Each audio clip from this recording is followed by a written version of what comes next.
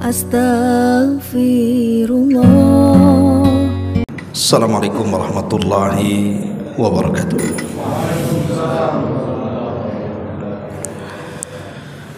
Alhamdulillah wassalatu wassalamu ala Rasulillah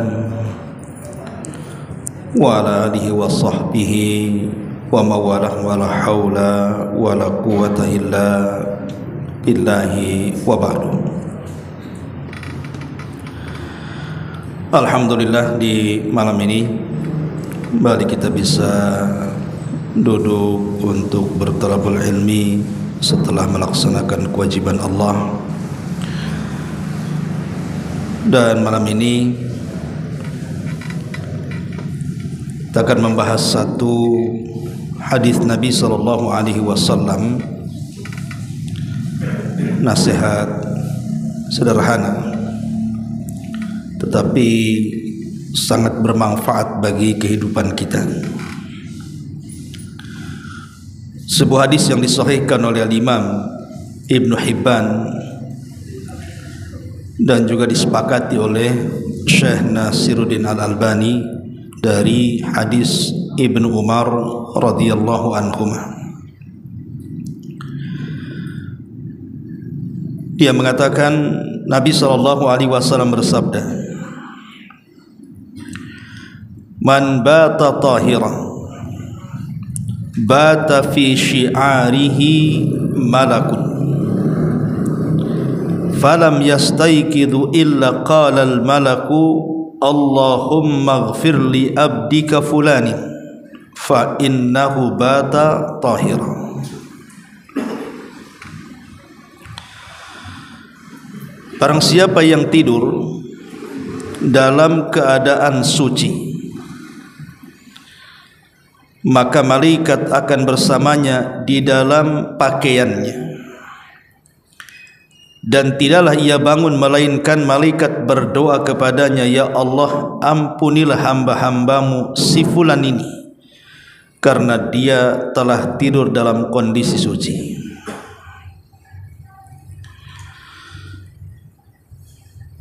Dalam riwayat yang lain,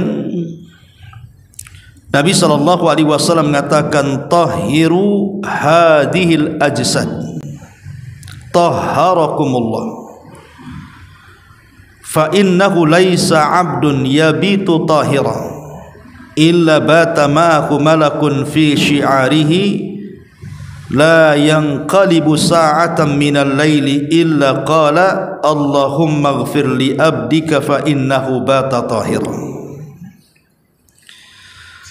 Kata Nabi SAW, bersihkan badan-badan kalian, semoga Allah Subhanahu wa ta'ala membersihkan kalian. Tidaklah seorang hamba tidur malam dalam kondisi suci kecuali tidur bersamanya malaikat di dalam pakaiannya, dan tidaklah dia berguling walaupun hanya sesaat di malam hari kecuali malaikat akan mengatakan, "Ya Allah, ampuni akan hambamu ini karena dia telah tidur dalam kondisi suci." Ma'asyiral muslimin wal muslimat rahimani wa rahimakumullah. Hadis ini salah satu hadis dari adab-adab seseorang sebelum tidur. Sebelum saya menjelaskan tentang rahasia hadis ini, kita menjelaskan tentang keajaiban tidur dulu. Ulama mengatakan bahwa tidur adalah nikmatu minallah. Dia adalah nikmat dari Allah Subhanahu wa ta'ala, wa ayatun min ayatihi. Bahkan salah satu tanda dari tanda-tanda kebesaran Allah Subhanahu wa ta'ala. Makanya Allah Subhanahu wa ta'ala sampai berfirman di dalam Al-Quranul Karim ketika menjelaskan tentang bagaimana tidur itu salah satu nikmat dan karunia Allah Subhanahu wa ta'ala. Allah mengatakan, "Wa ja'alna naumakum subata." Dan kami jadikan tidurmu ini tempat istirahat. Dan Allah Subhanahu wa taala juga mengatakan dalam surah Rum ayat 23, wa min ayatihi manamukum bil-laili wan-nahar wabtighaukum min fadlihi inna fi dzalika laayatin liqaumi yasmaun.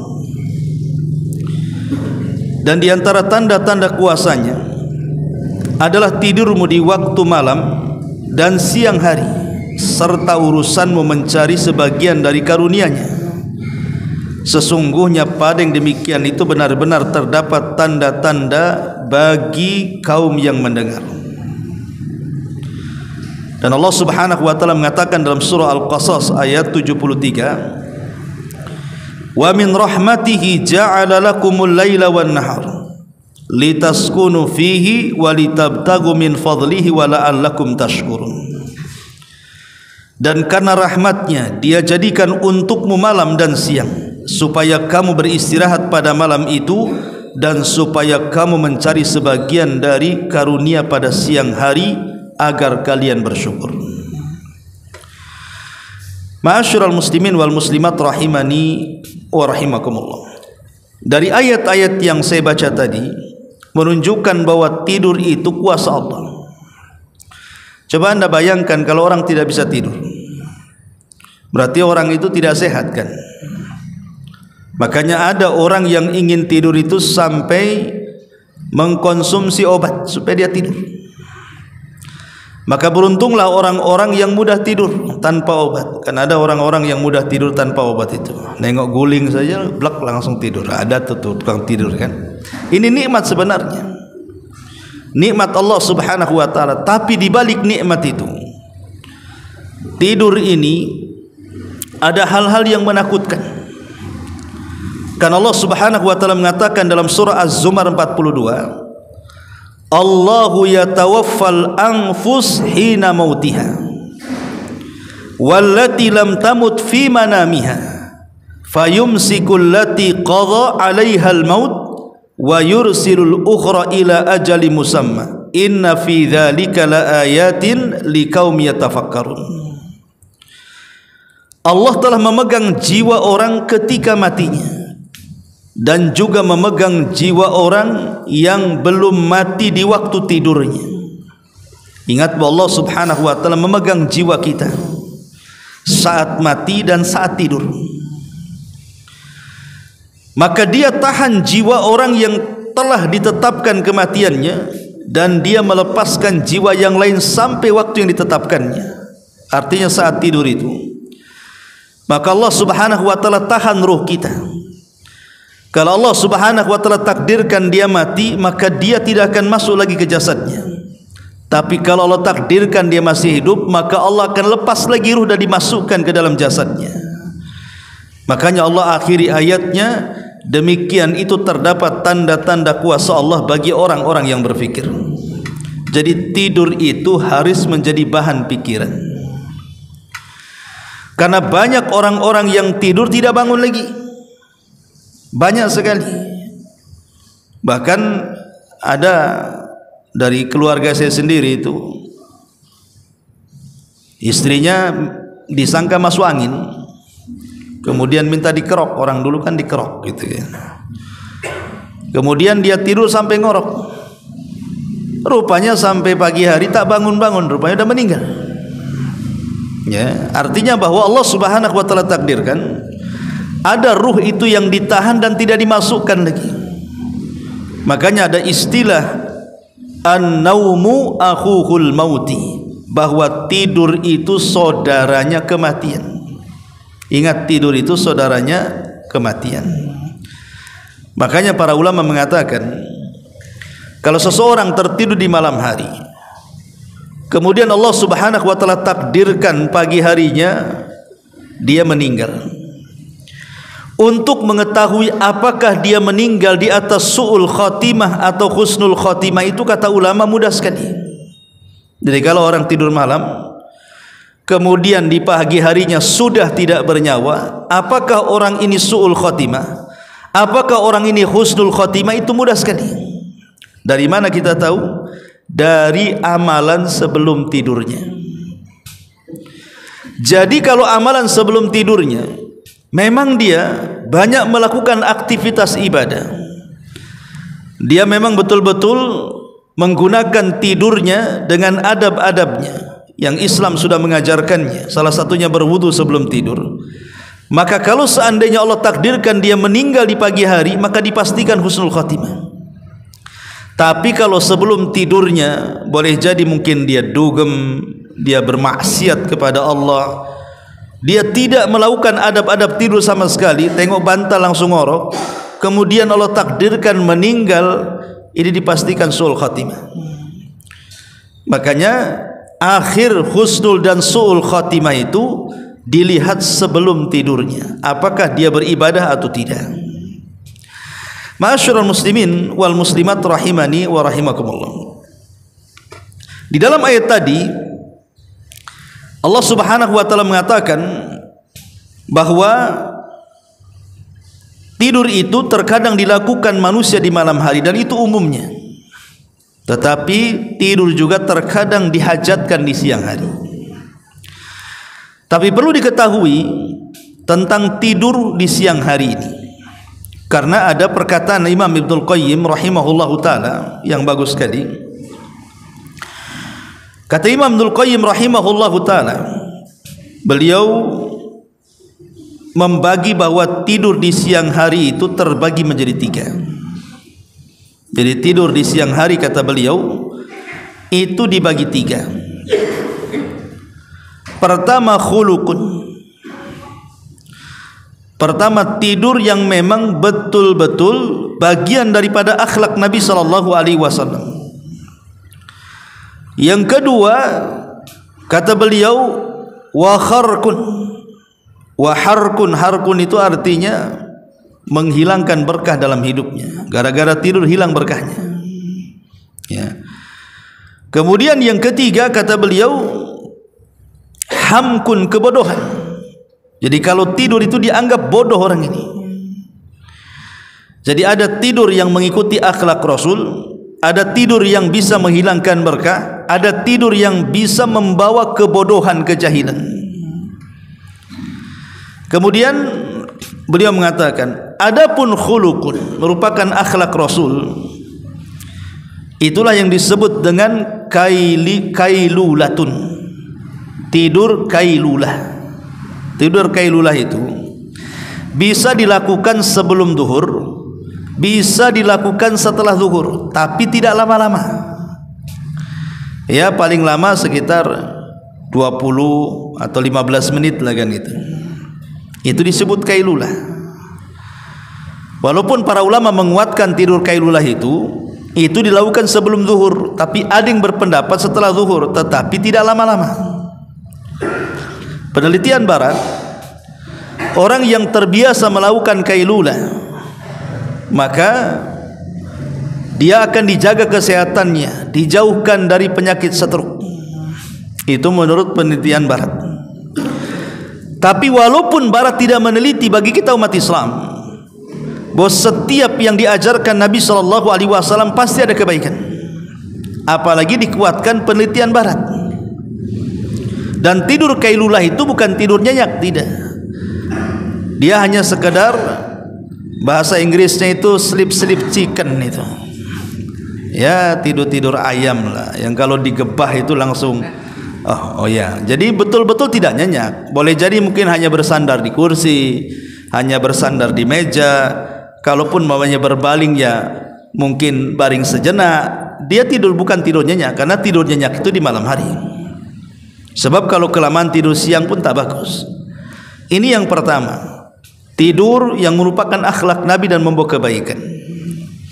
Kemudian yang kedua, ada tidur yang disebut harqun, membakar berkah. Membakar berkah, dan itu tidur di waktu duha. Tidur di waktu duha, maka ini akan menghilangkan berkah, dunia tidak dapat, akhirat tidak dapat. Karena biasanya orang mencari dunia itu, rajin-rajinnya itu di waktu duha kan. Mulai jam 7 itu orang bergerak sampai zuhur. Kalau sudah habis zuhur ke sore itu sudah lemas orang itu. Makanya tidur di waktu duha ini menghilangkan berkah dunia dan akhirat. menghilangkan berkah dunia dan akhirat.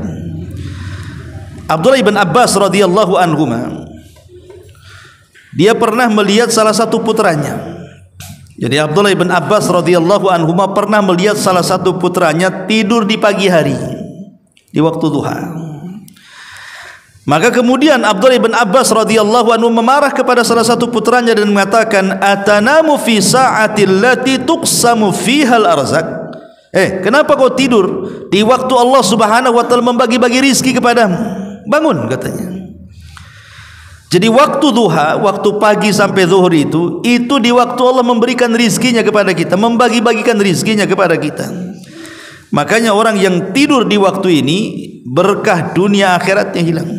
Ya kecuali karena kelepahan, malamnya kerja lain kan itu. Ini kita cerita umumnya orang. Ya. Jadi ini yang kedua. Kemudian yang ketiga, tidur yang membawa kejahilan, tidur yang membawa kebodohan, dan itu tidur yang dilakukan di waktu setelah asar. Ya, ingat, ini tidur yang paling jelek dalam satu hari adalah tidur setelah asar sampai maghrib. Ini kata para ulama membawa hamkun, kejahilan, kebodohan, dan seburuk-buruknya tidur. Ma'asyiral muslimin yang dimuliakan Allah Subhanahu wa taala, baik kita masuk kepada hadis yang kita baca. Di sini Nabi sallallahu alaihi wasallam menghabarkan kepada kita tentang keutamaan orang yang berwudu sebelum tidur. Orang yang melakukan wudu sebelum tidur. Saya baca ulang hadisnya. Nabi sallallahu alaihi wasallam mengatakan, man bata tahira, siapa yang tidur dalam kondisi suci, kemudian bata fi syi'arihi malakun, maka malaikat akan bersamanya di dalam pakaiannya.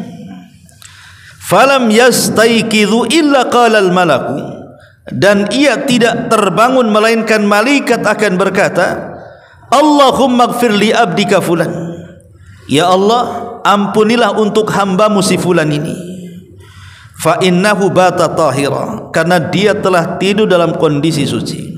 Dalam riwayat yang lain, setiap badan kita berguling ke kanan dan ke kiri, maka di kanan dan di kiri kita itu sudah ada malaikat yang mendoakan kita. Jadi kalau kita berguling ke kanan, maka malaikat sebelah kanan akan mengatakan, ya Allah ampuni orang ini, ya Allah rahmati orang ini. Kalau dia berguling ke kiri, maka malaikat sebelah kiri juga akan bicara seperti itu, ya Allah ampuni orang ini, ya Allah ampuni orang ini. Bayangkan coba, selama tidur dia didoakan para malaikat. Makanya kalau seandainya orang yang seperti ini Allah takdirkan meninggal, husnul khatimah, malaikat mendoakan dia.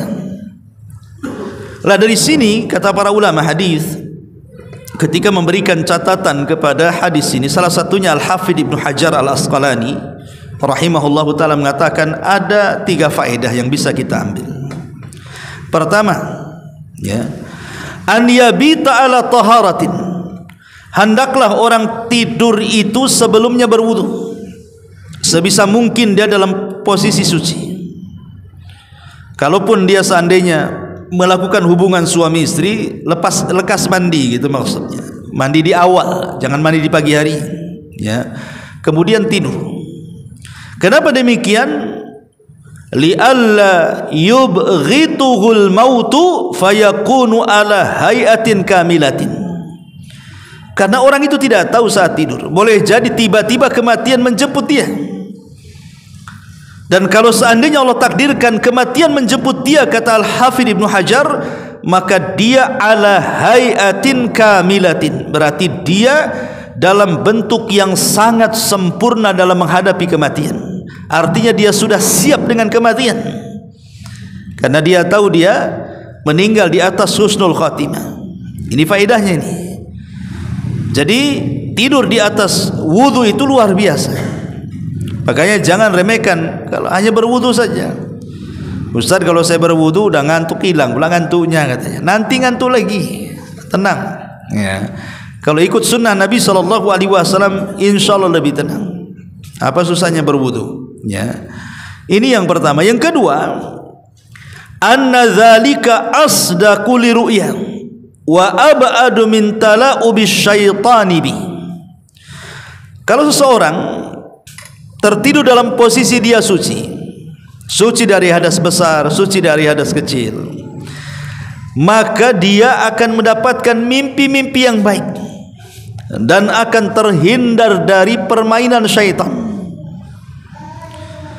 Jadi orang-orang yang betul-betul dia sebelum tidur melakukan adab-adab Islam, baik zikir-zikir yang harus dibaca atau perbuatan-perbuatan yang harus dilakukan, maka orang seperti ini, kata Al-Hafidz Ibnu Hajar, maka dia akan dihindarkan dari permainan syaitan. Kalaupun seandainya diberikan mimpi, maka dia akan diberikan mimpi terbaik. Dan mimpi itu terbagi menjadi 3. Pertama, mimpi itu datang dari Allah. Itulah mimpi yang baik. Jadi mimpi yang baik itu adalah datang dari Allah. Pokoknya baik-baik dalam mimpinya itu. Entah dalam mimpinya tiba-tiba rajin ke masjid, tiba-tiba dalam mimpinya jadi ustadz, kan itu ya. Tiba-tiba dalam mimpinya kau berangkat haji umroh, kan baik itu ya. Atau tiba-tiba dalam mimpinya nemu uang 1 koper, kan itu. Saya seneng tuh. Pokoknya yang baik-baik lah, kan itu. Dia nggak ada yang menakut-nakutkan. Pokoknya ketika tidur senyum, berarti mimpinya baik dia. Lah mimpi yang baik itu datang dari Allah Subhanahu wa taala. Maka yang seperti ini kata Nabi sallallahu alaihi wasallam, "Idza ra'a ahadukumur ru'ya yuhibbuha fa innaha minallah falyahmadillah 'alaiha." Kata Nabi SAW, apabila salah seorang di antara kalian bermimpi dan mimpi itu kalian sukai, artinya mimpi baik, sesungguhnya itu datang dari Allah, maka ucapkan alhamdulillah. Kemudian boleh dia menceritakan, kata Nabi. Ucapkan alhamdulillah, karena itu nikmat. Kemudian ceritakan. Dalam riwayat Nabi SAW mengatakan, ar-ru'yatu al-hasanatu minallah, bahwa mimpi yang baik itu semua datang dari Allah Subhanahu wa taala. Kemudian Rasul mengatakan, fa idza ra'a ahadukum ma yuhibbu fala yuhaddis bi illa man yuhib. Kalau seseorang itu bermimpi dan dia suka dengan mimpinya, jangan pernah ceritakan kecuali kepada orang yang engkau suka. Sebab mimpi baik kalau diceritakan kepada orang yang hasad kepada kita, takwilnya juga tidak baik. Makanya bolehnya menceritakan mimpi baik pun tetap lihat orang, itu maksudnya. Sebab kalau orang itu tidak suka dengan kita, walaupun kita mimpi baik, nanti takwilnya nggak baik itu. Jadi tetapi di sini ada syariat, pujilah Allah Subhanahu wa taala, kemudian ceritakan kepada orang yang kita suka, bukan kepada orang yang hasad dengan kita.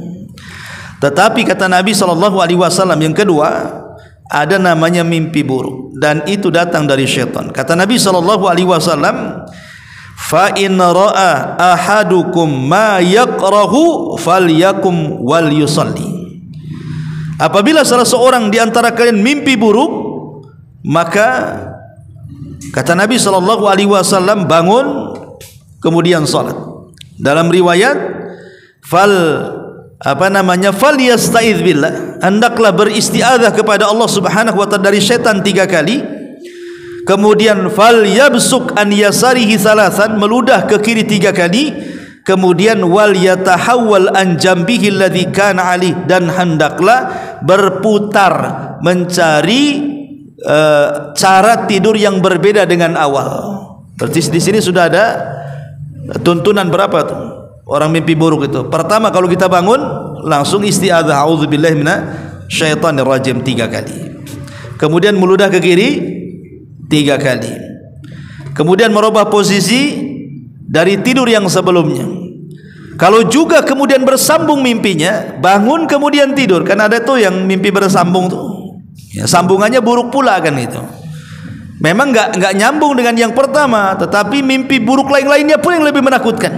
Nah, kalau begitu sudah nggak usah tidur lagi, bangun salat, karena dia sedang diganggu setan. Ya. Jadi yang kedua ada mimpi buruk datang dari setan. Lah yang ketiga ada namanya ghazwatul fikri. Itu mimpi karena banyak pikiran. Jadi banyak hutang, besok harus dibayar. Kalau tidak, debt collector datang, pas tidur debt collectornya ada dalam mimpinya. Nah, itu contohnya kan. Karena kepikiran tuh. Orang kalau kepikiran itu masuk dalam mimpinya. Ya, banyak itu. Bahkan ada orang yang kecelakaan patah kakinya tuh. Jadi sampai kepikiran patah kakinya bisa sembuh enggak. Sampai dalam mimpi ke bawah tuh. Didatangi sinsei kemudian ditarik sembuh. Pas dia bangun masih pincang. Kenapa dalam mimpi kan? Dia kepikiran seperti itu. Itu namanya ghazwatul fikri namanya. Dan ingat bahwa yang memungkinkan terjadi dalam mimpi itu cuma satu. Kalau memang dia mimpi yang datang dari Allah, kemudian ditakwilkan oleh orang ikhlas, memungkinkan terjadi. Tapi kalau mimpi buruk atau mimpi karena ghazwatul fikri, maka jangan diyakini akan terjadi. Sebab kalau diyakini terjadi, maka itu bagian daripada tatoyur. Itu tatoyur namanya. Menganggap bahwa kesialan itu datang dari mimpi. Padahal mimpi itu tidak ada pengaruh apapun. Maka kalau mimpi buruk tidak usah dipikirin. Karena ada orang awam itu yang mikirin mimpi sampai 1 minggu lo mikir mimpinya saja. Jangan. Masih begitu saja lagunya. Lah ini mimpi buruk itu tidak mungkin terjadi. Karena dia datang dari setan hanya untuk menakut-nakuti saja. Yang jelas segera isti'adzah, meludah ke kiri, ganti posisi tidur, kalau tidak bisa bangun salat. Ya. Itu mimpi ta. Salah satu faedah orang yang tidur dalam posisi dia sedang suci atau di atas taharah di situ, maka kata Al-Hafidz Ibnu Hajar rahimahullahu taala, beliau mengatakan anna dzalika asdaqu lirru'ya wa ab'adu min tala'ubi syaitani bihi. Maka itu akan lebih bisa menjadikan mimpi-mimpi itu indah dan terhindar dari permainan syaitan. Ini yang kedua. Dan yang ketiga, ya, bahwa di antara faedahnya bahwa malaikat akan bertasbih saat kita sedang tidur, dan ini manfaat besar. Ya, sebagaimana hadis yang tadi, hadis yang disahihkan oleh Syekh Albani rahimahullahu taala, bahwa setiap kita tidur kita dijaga malaikat. Kita dijaga malaikat, bukan hanya dijaga saja, bahkan kita didoakan dengan doa yang baik. Jadi seolah-olah tidurnya itu bernilai ibadah. Kalau seandainya Allah Subhanahu wa taala takdirkan kita meninggal dunia, maka kita sudah dapat banyak doa para malaikat yang otomatis ini membantu kita untuk menjadi kematian yang husnul khatimah. Ini yang disebutkan 3 faedah oleh Al-Hafidz Ibnu Hajar Al-Asqalani rahimahullahu taala. Ditambah-tambah ikhwatu fiddin muliakan Allah azza wajalla, kalau seandainya seorang itu memang diberikan hidayah untuk tergerak solat di malam hari atau tahajud, maka nilai tidurnya lebih berharga lagi. Bukan hanya didoakan malaikat karena dia berwudu sebelum tidur, tapi kalau ada niat tahajud tengah malam, maka selamat tidurnya dinilai sedekah. Dalam sebuah hadis Nabi SAW mengatakan, man ata firashahu wa huwa yanwi an yakuma yusalli minal laili faghalabathu aynahu hatta asbah kutiba lahu ma nawa wa kana naumuhu sadaqatun alaihi min rabbih azza wa jalla. Barang siapa yang naik ke atas ranjangnya sedangkan dia telah berniat untuk bangun melakukan solat malam hari, namun ia tertidur hingga subuh, tidak sempat solat, mungkin saking ngantuknya padahal sudah ada niat ingin tahajud, maka kata Nabi SAW, ditulis baginya pahala apa yang ia niatkan, dan tidurnya adalah sedekah dari Rabb Subhanahu wa ta'ala. Lihat bagaimana keutamaan orang yang niat saja.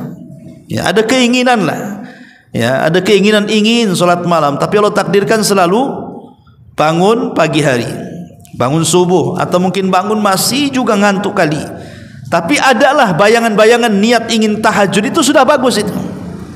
Ya, kalau sudah ada niat ingin qiyamul lail, maka dicatat niatnya dan juga dia mendapatkan sedekah dari Allah Subhanahu wa taala. Taib masyiral muslimin wal muslimat rahimani wa rahimakumullah. Taib, sekarang kita akan masuk sedikit tentang adab-adab sebelum tidur. Ada 11 adab secara singkat saja, ya. Yang pertama, adamun naumi qabla al-isya wal haditsu ba'daha. Sebaiknya tidak tidur sebelum isya dan berbincang-bincang setelahnya. Jadi Rasul itu memakruhkan tidur setelah maghrib sampai isya, makruh hukumnya. Karena memang jarak maghrib ke isya tidak lama masalahnya kan. Ya. Yang kedua, berbincang-bincang setelah isya. Kenapa? Pernah saya jelaskan di sini tentang waktu-waktu syaitan. Jadi setan itu dalam satu hari satu malam punya waktu untuk bermain-main dengan kita. Ya, salah satunya adalah ba'da isya sampai pertengahan malam. Itu waktu tala'ubus syaitan kata ulama. Jadi waktu bermain-mainnya setan itu mulai dari ba'da isya sampai pertengahan malam. Karena pertengahan malam itu sudah masuk kepada qiyam lail. Apalagi sepertiga malam akhir itu waktu yang sangat afdol dari waktu-waktu malam. Makanya kenapa setan itu berusaha membuat kita begadang tidak tidur ba'da isya itu sampai pertengahan malam. Kalau bisa tidurnya itu jam 1, jam 2, dan biasanya di jam-jam seperti itu walaupun awalnya ngantuk itu jadi tidak ngantuk tuh. Ngantuknya itu sudah dekat subuh itu. Nah, itulah permainan setan di situ. Ya, makanya kalau memang tidak ada manfaat dunianya, tidak ada manfaat akhiratnya, sebaiknya pada isya itu tidur langsung. Itu yang dilakukan Nabi SAW. Ya, ini yang pertama. Yang kedua, al-wudhu qabla an-naum. Berwudu sebelum tidur, dan itu saya sudah jelaskan tentang faedahnya tadi, bahwa kita akan dibentuk dalam bentuk yang sangat sempurna apabila menghadapi kematian. Yang kedua, kita akan didoakan oleh para malaikat gitu ya. Kemudian yang ketiga, kita akan dimimpikan dengan mimpi yang baik. Itu faedahnya. Kemudian yang ketiga, meniup tempat tidur.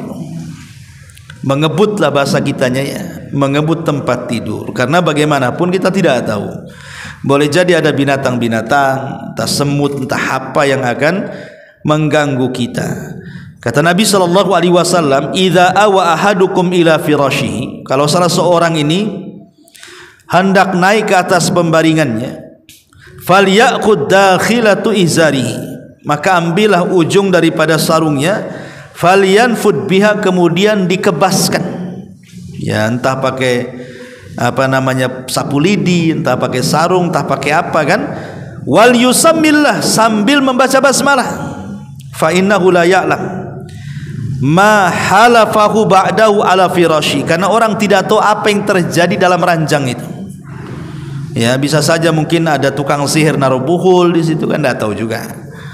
Ya, entah istri antum pula naruh sihir di situ biar biar makin banyak uang bulanannya keluar.